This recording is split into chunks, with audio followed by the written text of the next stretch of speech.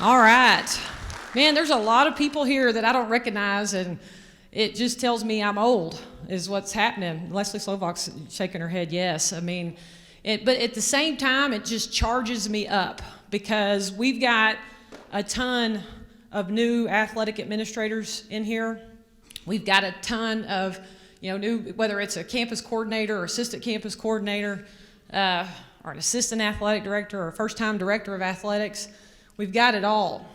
And this organization is here for that purpose. And at the very end of my stuff, they didn't ask me to, but I do have a couple tidbits that I want to share with you guys, especially none of you old hats. Y'all already know it all, okay? But for some of you young ones, I thought about this on the drive over here because I'm real regretful of a lot of things I've done, and if I can give two little tidbits at the end, then I want to share that.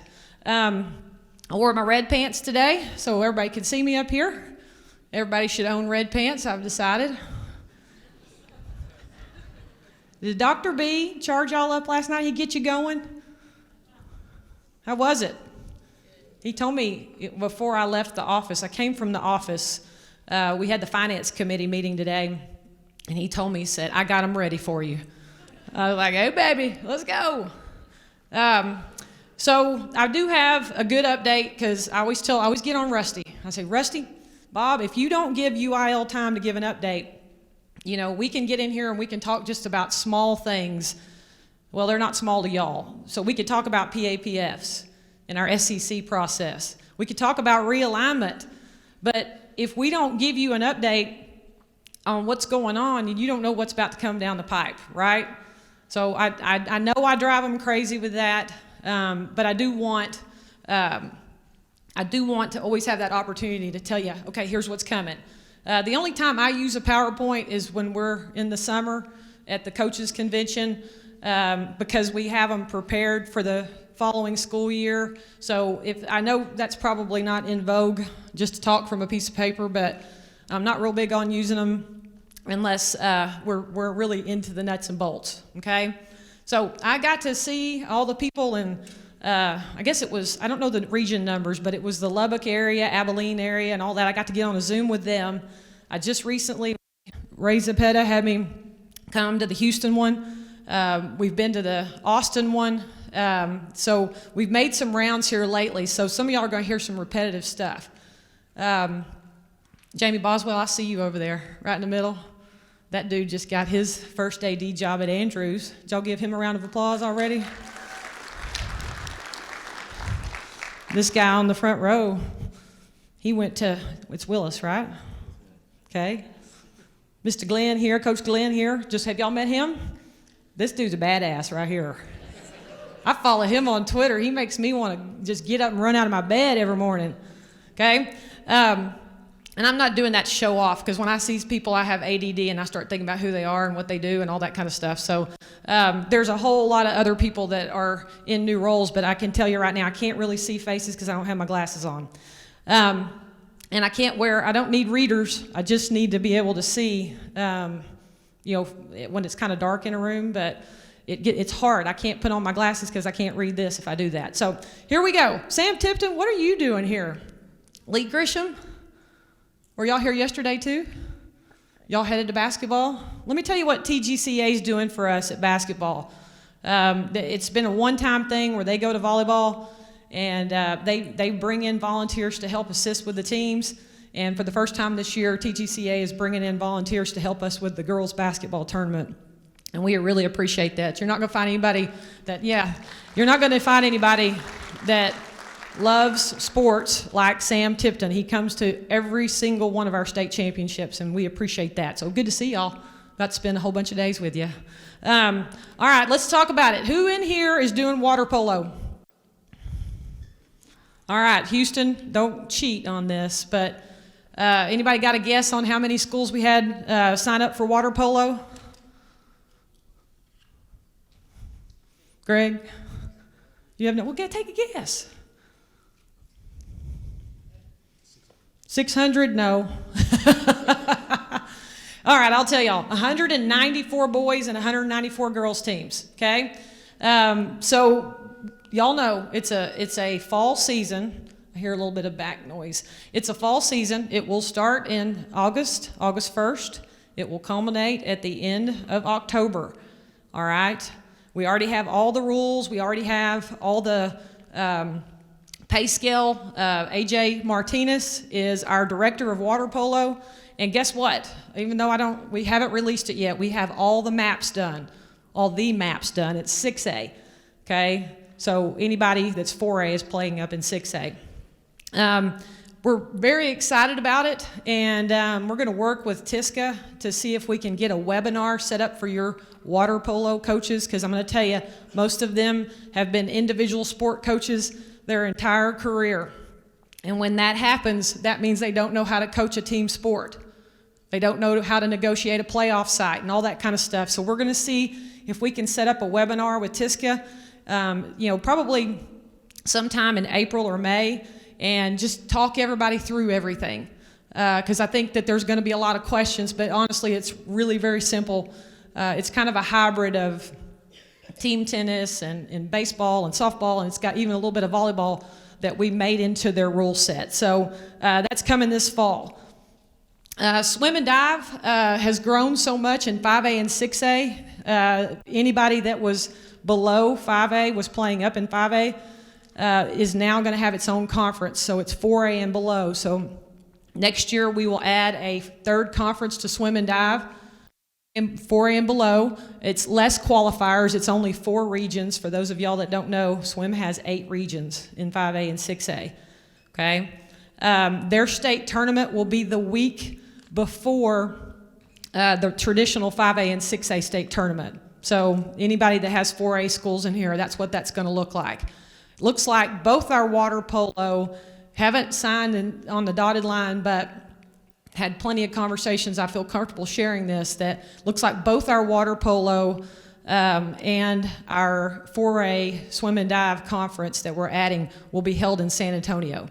Okay? Anybody have any questions about those that I missed? So this is one, y'all have heard me talk about it because it's been coming for a little while, but next year, right now, you have 45 days to pay officials. Okay, most of y'all are making it. Some school districts are not for reasons that are not worth a dang, but that will turn to 30 days next year. UIL has a hard time paying things in 30 days, so what do? Because we just have a lot of burnt orange red tape at the University of Texas. So what you do, if you have a district that has so many processes to it that you don't think you can get those officials paid in 30 days, call your chapter. Okay? It shouldn't happen, hopefully, very often. The way we wrote the rule is it takes into account time spent away from school on holidays and things like that. Okay? Softball and baseball, y'all have heard me talk about this one, but this year, as your teams are rolling, most of y'all have probably started district play or close to it, at least in softball. As they go into the postseason, Wednesday has always been a day that could be a coin toss, and now it is a day that has to be negotiated. So if someone does not agree to play on Wednesday, then guess what? You got to toss a coin. Okay? Actually, you got to have mutual agreement to play on Wednesday. Thursday is the first day you toss that coin. 1A, 2A volleyball. We got any 1A folks in here? There we go. Good. Where are you from? Welder? He's like, I'm the only one, but here I am, sister. Okay, and he knows this is a big deal. We have separated 1A and 2A volleyball in our alignments. Which is a big deal. That means, so for those of y'all that don't know or have not been at small schools at all, I know Sam has really pushed for this, and to be honest with you, so have I. Our volleyball, softball, and baseball play 1 and 2A district play together. And then when we go to the postseason, that's when they separate off into their own bracket. Now, next year, 1A volleyball will be their own conference, which is a big deal. That shows the growth of volleyball in this state, and it's incredible. It long time ago surpassed girls basketball as being one of the highest participation sports in girls sports. So that always excites us. Controversial topic, TABC.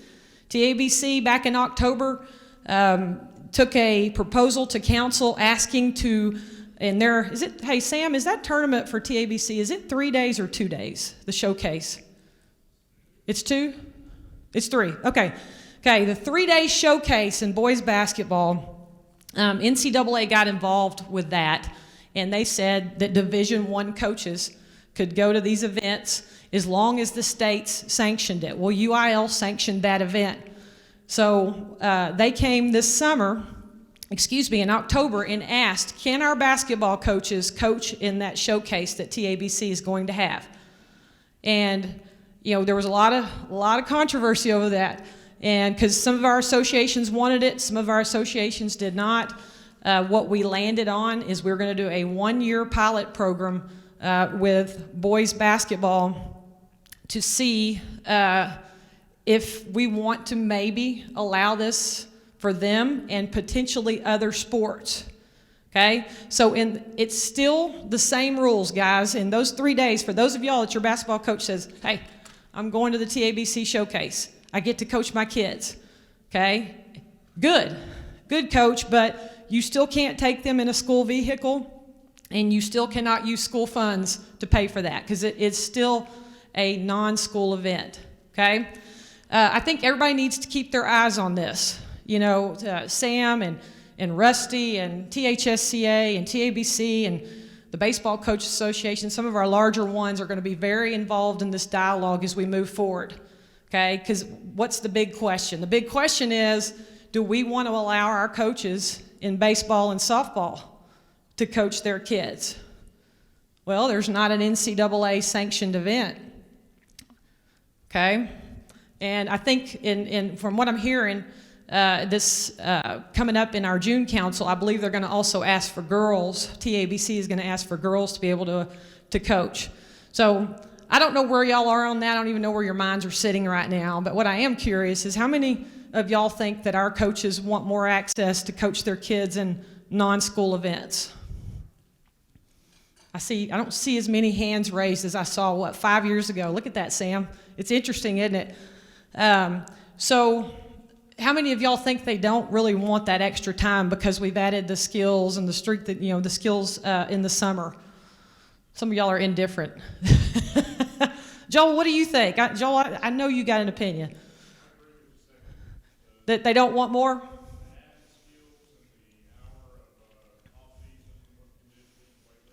Yeah. Yeah, so that, and I know where I sit at it in my head because, man, we talk to a lot of coaches. And when I very first came to UIL, the conversation was we got to have more access to our kids. And COVID gave you more access to your kids because that's when we came up with the rule to allow the skill development in the summer because y'all had missed so much in that spring. And then we said, you know what, we're going to keep it.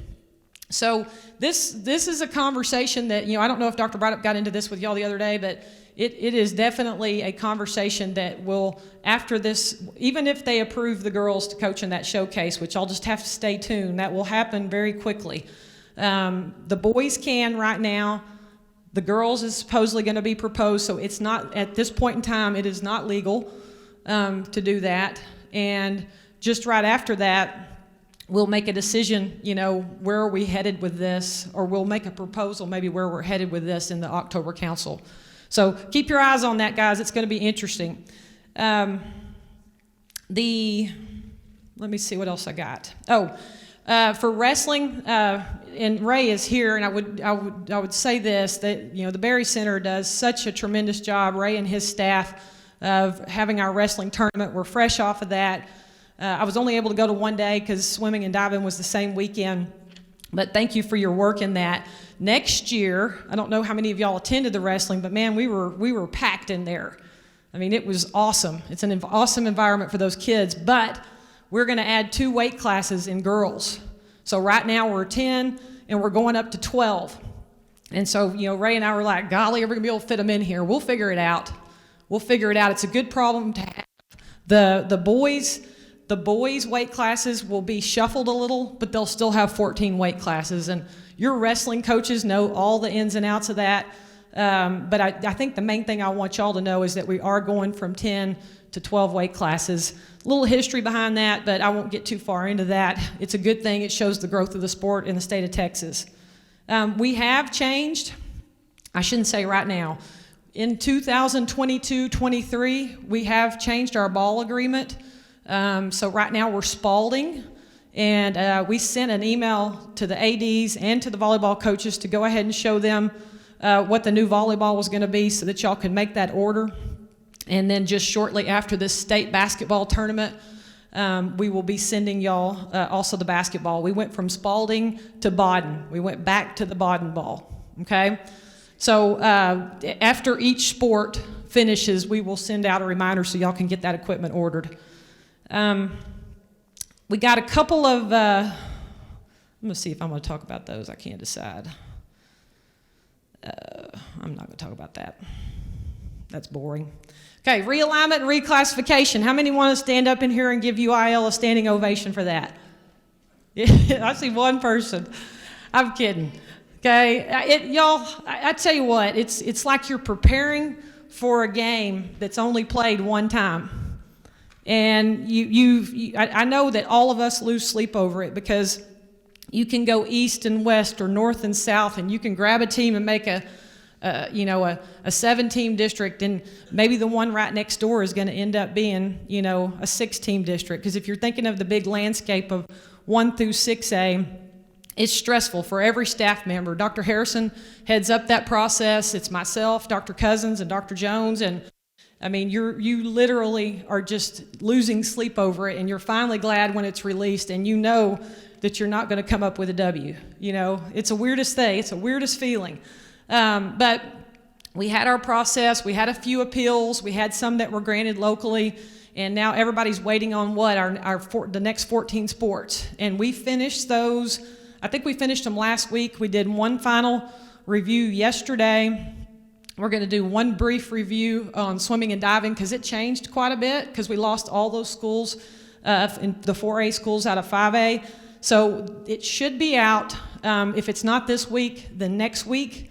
But before March 15th, okay? And we usually just send out an email saying it's posted and send you the link, all right? So that will be all the rest of what you need to plan for 22-23. I think every year we get better with the technology that we have, and it makes it's really an efficient process that takes a long time because you're running so many different scenarios. And I'll tell you this, I think a lot of people, lose sight that we do this, but if you have a suggestion that you want us to look at on realignment, we had a notebook, I think we ended up with about 50 total, and we went through every single one of those because number one, we can't think of everything, and number two, there may be something good on that piece of paper that benefits that entire region or even the entire state. So if anybody thinks that we don't look at those and we don't consider what you want, you're dead wrong on that. I will tell you that we do get some that you can tell they only looked at their district. You know what I mean? Because when you get in that 5A D1 was a booger bear in football this year. I mean, a booger bear. Because if you start jacking with, if you've got districts out in West Texas that are 6 or 7, that means somewhere on that map you're going to end up having a 10, and maybe in multiple spots. And it was very complex this year, but I want y'all to know if you spend time on it, you're going to understand why it's so hard. But if you spend time on it, you may have some suggestions for us that we haven't thought of, and we used a lot of those suggestions out of that notebook this year. So where are we with 7A conference? It's not a matter of if, it's a matter of when. And I don't know how much time y'all spend studying the 6A and the 5A, because I think it's all about what conference you're in. But if you, in the 6A and 5A, you can tell that we've pushed some of those 5A's down into the 4A. And we can, we say this all the time in the office. We said it yesterday. If we had 100 more schools that were in that 5A range, it would be easy to make that 7A. And if anybody looks at that 7A and thinks, well, that's going to be all of our big schools in this state, then they're wrong, because you only got about 20 to 30 big schools in there. The Allens, Skyline, DeSoto's really large, the Woodlands is really large. I mean, y'all know those schools, okay? We're not going to put them all just in one conference, but we could do some creative things where you had a third division in, maybe a third division in football in 6A. If you did it for all the sports, what you could do is maybe split up 4A in some way to take away the disparity. And most of y'all are probably just sounds like I'm Charlie Brown's teacher, because you hadn't looked at it enough. It's like boring. This is boring what she's saying. It is very complex. I don't know. Every time I've been with Dr. Harrison and every time I've just been alone talking to whatever group, I think we're one more alignment away before we get to 7A. But when we get finished with basketball, we're gonna, we'll help release the rest of the maps, and we will be able to spend more time on seeing, based on what we have right now, what would 7A look like. And obviously that dialogue will continue with our legislative council, because they make those decisions, but it's coming. And it could be one more alignment away is the way I look at it. The COVID release to play, so I know we're not having a lot of issues with COVID all over the state like we were at the very beginning of the school year, but if you do have issues with COVID, your exception to the school week is in place all the way until the end of the year. We get random questions on that, and we got a big group here. If you've got some COVID issues, teams that are sick with COVID, you're going to be able to make those games up as an exception to the school week, okay? So I think in the officials meeting here yesterday, they probably discussed this, but our sports officials committee is meeting in April, and they're going to work on trying to find a long-term plan to pay officials.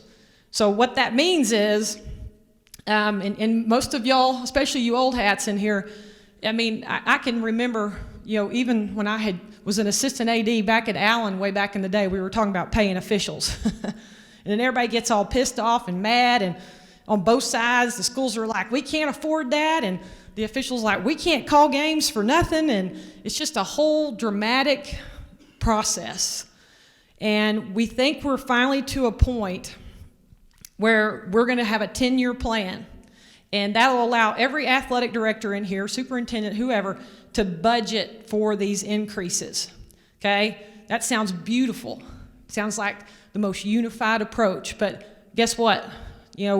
Andre's in here and Russ is in here, and they're on the sports officials committee. I don't know if Bobby's in here. There he is. It ain't that beautiful in that meeting, because you got to plug in numbers, and they're going to want to start with a really high number. And I can clearly see it, and not even seeing the numbers, because they feel like they've missed 3 years without a raise, okay? So you people that are in really, really large districts, that freaks you out, and I get it.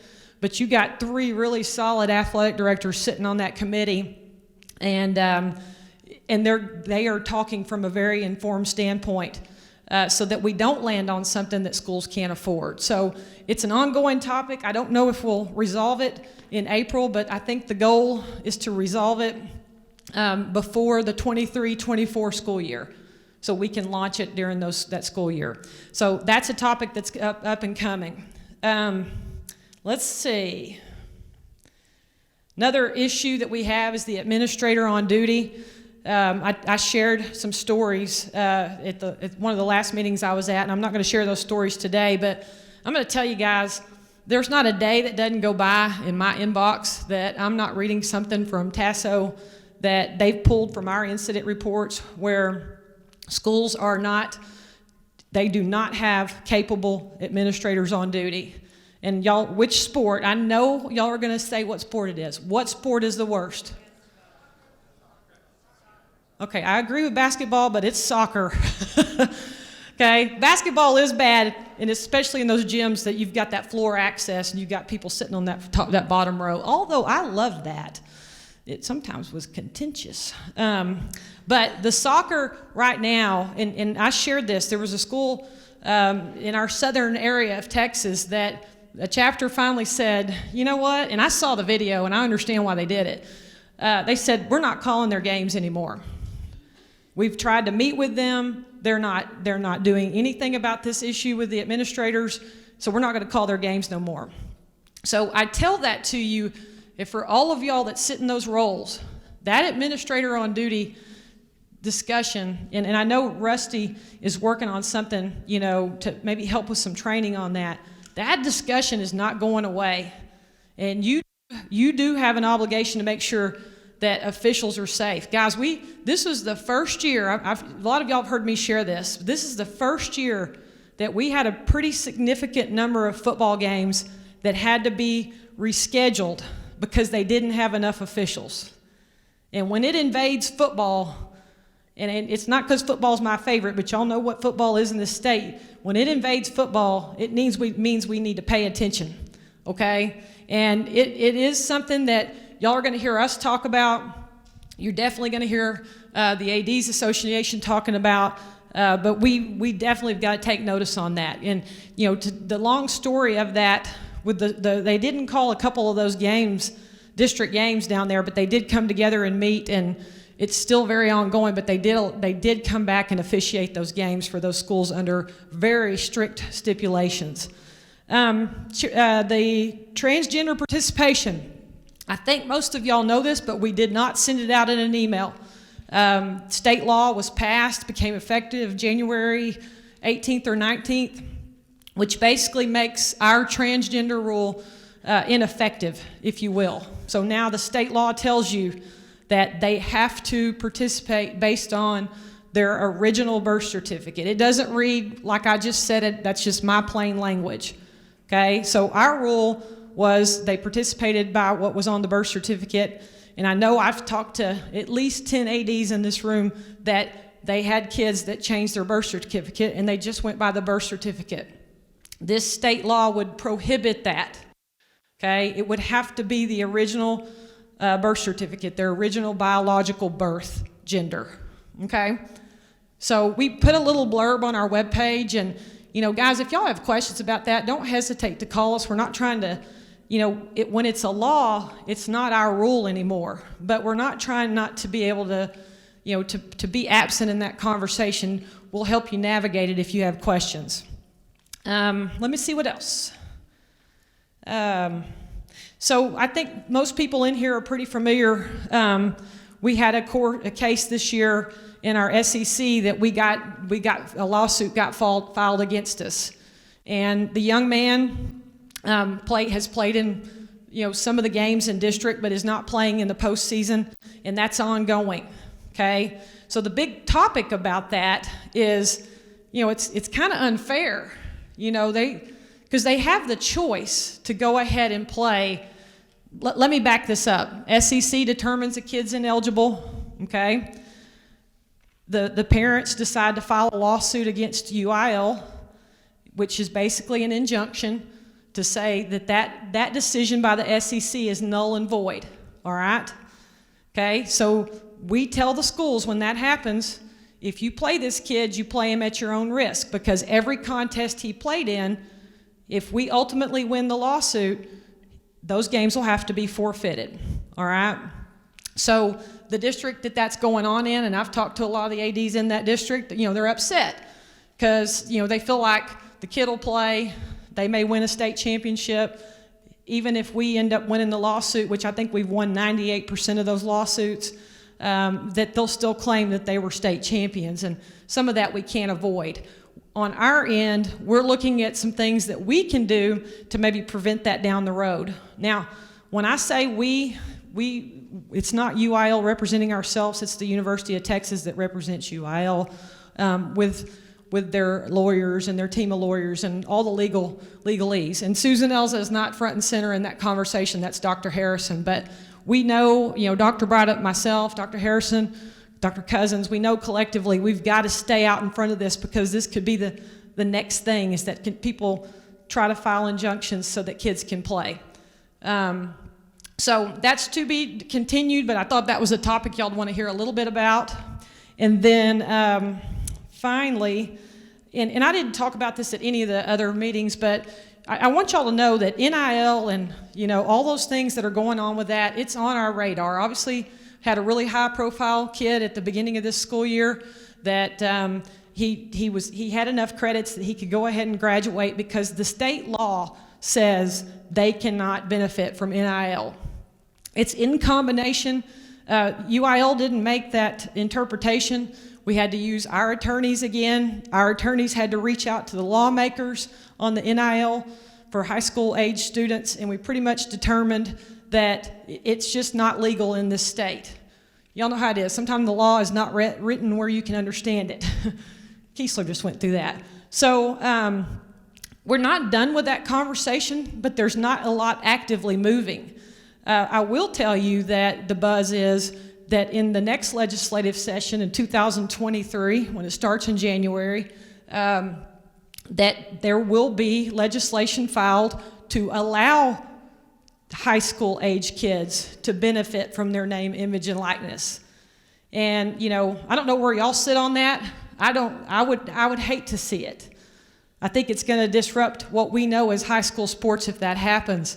And obviously, Dr. Harrison, who does all of our capital relations and all that stuff, he's keeping a close eye on it, but there's not much at this point in time that UIL can do because nothing has changed, and we're a little bit, we're about a year and a half away, a little less than a year and a half, probably a little less than a year away from, is this going to happen? And I feel like our associations, the ADs, TGCA, THSCA, all of those, we can't fight, UIL can't fight those things. All we can do is educate the capital lawmakers, but that conversation's not going away. I don't know about y'all, I read everything I can get my hands on about NIL and NFTs, just so that we can be prepared, for these conversations and talk from an educated standpoint, but it's kind of one of the wait and see things. It's not because UIL's not being proactive. There's nothing to be proactive on because they're just really, y'all see it, the colleges don't even know how to handle it right now. So we'll keep our eye on it, and all that'll be coming. Couple final things. So in probably, I guess it was maybe November, my months run together, but everybody knows Brian Polk that was on our staff. Well, I fired him, and I was sick of his ass, and I wanted him to go. God, I got that off my chest. I just think it's good to be honest, don't you, Sam? Okay, I didn't fire him. He had an opportunity. I worked, I get a little sentimental when I talk about Polk, but I worked with him more than half my career. But the guy that he had the biggest connection to was Joe Martin. He played for him. He was on his staff when he was at Allen. And my history was with him. I got to hire him as a head football coach, and then I got to hire him as an assistant AD here at UIL. And I think he was one of the big reasons that, and it wasn't that the UIL staff before wasn't, friendly and all that good stuff, but we got to add another dimension. Dr. Braddock always says this. We got to add that dimension with the current staff we have that everybody had coached and had coached a considerable amount of time, and everybody had been a head coach, and, Brian had been an AD, AJ's been an AD. So he left. We miss him. I think it's a perfect opportunity for him to go into a role. I tell him every day he works at Disneyland, I told Rusty Dowling that the other day. I go, those jobs y'all have, they're Disneyland jobs. You just get on the ride, go make everybody happy, and then get off the ride. Have some cotton candy along the way.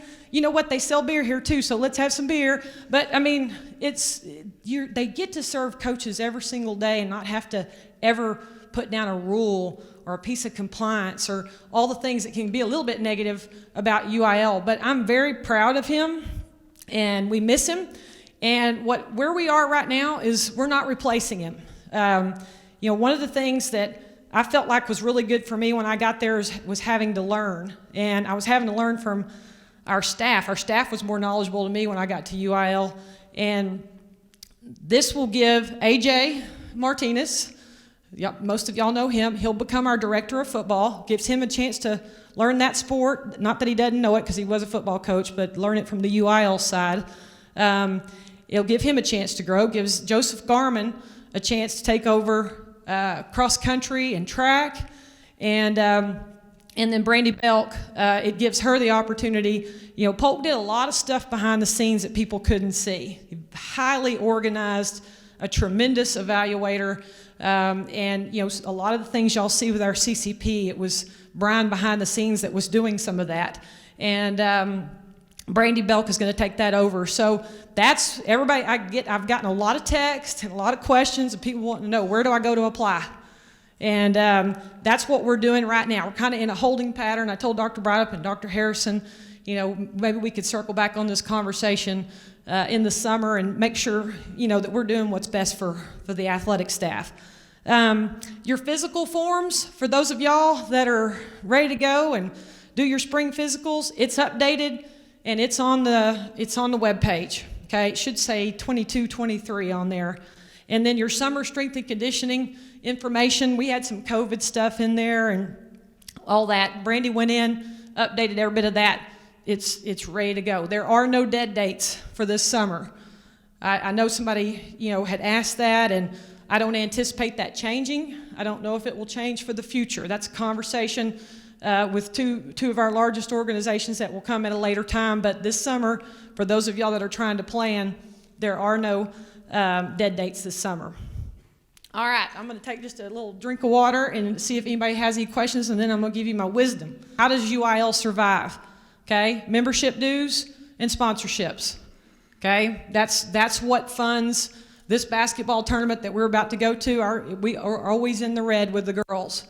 But we, you know, and Dr. Brydup has led this charge. He wants the girls to always have the same state tournament venue or as equal as you can venue to the boys, because that's the way it's been in the history of UIL. So yes, the Bodden came in with a higher sponsorship number. We usually, you know, those sponsorships are somewhere between 3 to 5 years. I can't tell you the terms on the Bodden one. On this one, I can't recall. I think it's 4, but don't quote me on that. The one thing I wanted to make sure, our staff wanted to make sure, is that y'all were getting these early enough. And our sponsorship guy really is the one. I was kind of beating him over the head. You got to get this to us because they're ordering equipment right now. And I think we're doing a little bit better job. I really kind of wish we would have had it back, you know, when volleyball was over in November. But at least you know now, because some of y'all will choose, some of your districts will choose to play with that ball all year long. Some of you won't, okay? What else? Grace? Okay. So mainly on the streaming, we're going to stay right where we are, where the postseason rights on streaming and televised games are UILs, okay? We know it's still it's not a smooth transition in the postseason of y'all being notified when games are being streamed by NFHS or televised by some subcontract of Bally's. And, you know, Julia Atkinson, her and I talk about it all the time, and I know we're probably going to gather some feedback to where we can make it a little smoother, but we're also dealing with a third party just like they are, because they're subcontracting those games out. So we will sign an extension with Bally's, and we will sign an extension with NFHS, so it should look very similar. What we're hoping is the transition piece will be increased. In other words, a better partnership with our schools. You know, I don't know the terms of that one either. We do them weird, because some of them they're not just like 2 years. They have all these rollover stipulations on them, so I don't have any of that committed to memory. So the streaming, you know, the one thing I'll tell y'all, I think it's good, bad. We do have some pushback that people aren't coming to games and the revenue's not there in all sports, including football. But, you know, we knew when we crossed that threshold during COVID that we were making a decision that wasn't going to go backwards.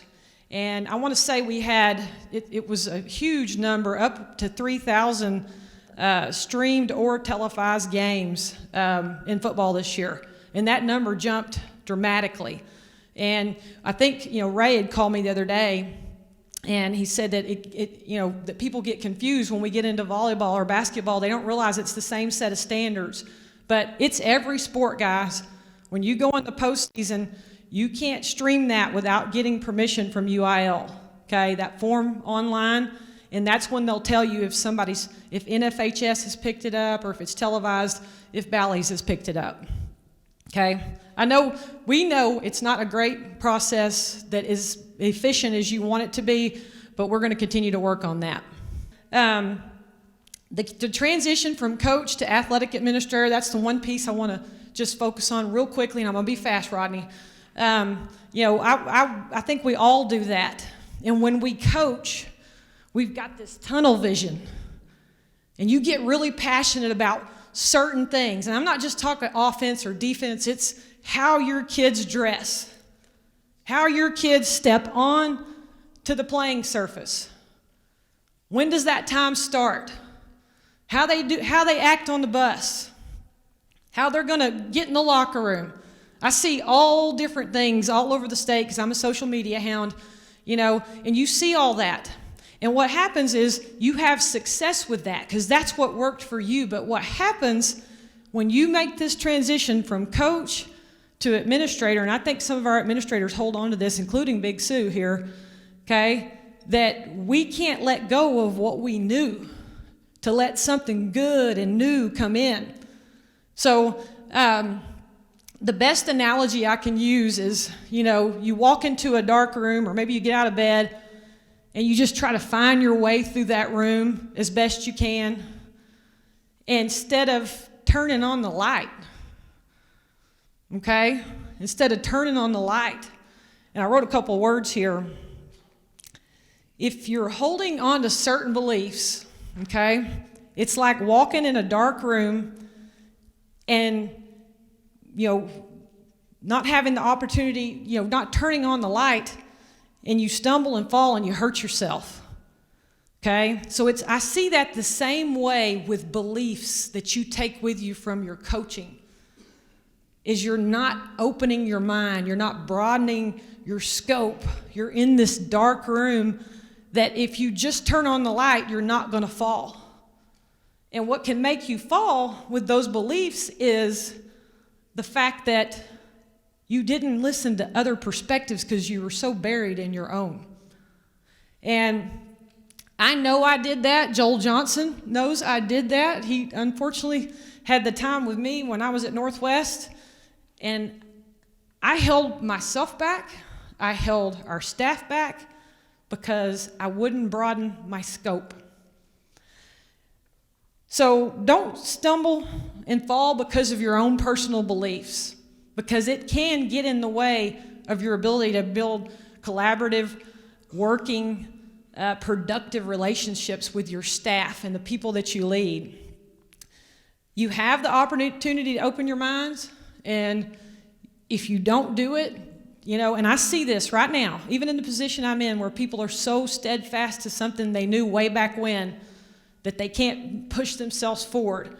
So don't stumble in that dark room, turn on that light, listen to your people, okay? And I wrote down 3 quotes. The eyes are useless when the mind is blind, okay? And we're stubborn, tucking in that damn shirt in softball that every one of our players having on the same color every day and making those kids run worked for me, but it didn't mean it works for every coach in your athletic program. Open your mind before your mouth. I'm terrible about this, okay? And then, and I'm talking about when you get in that role where you're leading, open your mind, something good just might fall in. We've all heard that. You can't be stubborn as a coach, as an athletic administrator when you're dealing with 14 different sports, 14 different personalities, okay? If you multiply that by 10 schools for some of y'all that are wanting to be in those roles, you're going to limit yourself and you're going to limit your entire organization if you don't broaden your scope. Turn on that damn light instead of tripping over the dog, okay? Hey, I am so excited to be here. I know that wasn't part of it, but I couldn't help it because the people sitting in this room, some of you are going to retire, okay? And some of you are going to be the next ones sitting in this room leading the state of Texas in athletics. And we need you to be great. So thank you for your time. Look forward to working with some of the new ones I don't know, and have a good rest of your conference.